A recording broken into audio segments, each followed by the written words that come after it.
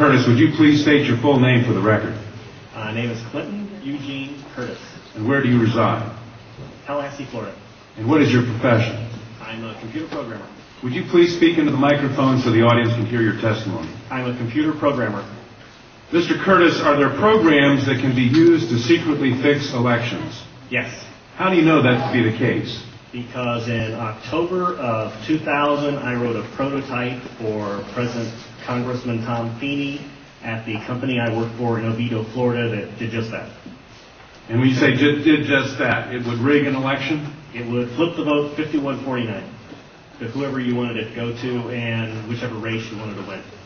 And would that program that you designed be something that elections officials that might be on county boards of elections could detect? They'd never see it.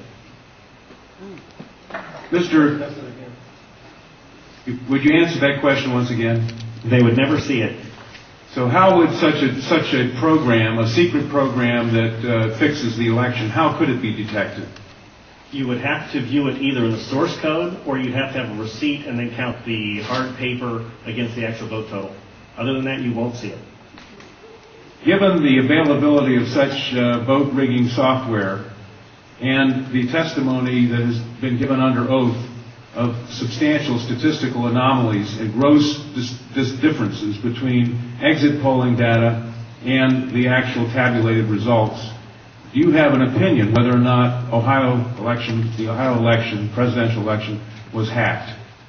Yes, I would say it was. I mean, if you have exit polling data that is significantly off from the vote, then it's probably hacked. Who did you say you were asked to prepare?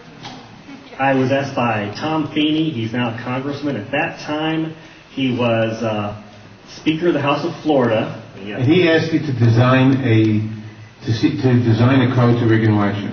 Yes. While he was Speaker of the Florida House. Yes. This was during or previous to the 2000 election? Yes, October into September.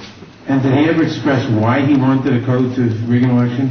No, I immediately assumed that they were trying to keep you guys from cheating them. So I wrote up the documentation of what you would look for in the source code, how you would make sure that you didn't get, taken advantage of, make sure that all voting machines had receipts, because that way you could back count the ones that looked a little funny. And I handed it. By receipts, you mean a paper trail? Yes, paper trail. And I handed that in to Mrs. Yang and said, "Here's your report, here's your program." And she said, "You don't understand. We need to hide the fraud in the source code. Hide the fraud, not reveal it. Not reveal the fraud, because it's needed to control the vote in South Florida," was what she said. That's what she said. And your testimony is under oath. Yes, sir. And the testimony you've given is true. Yes, sir. Thank you.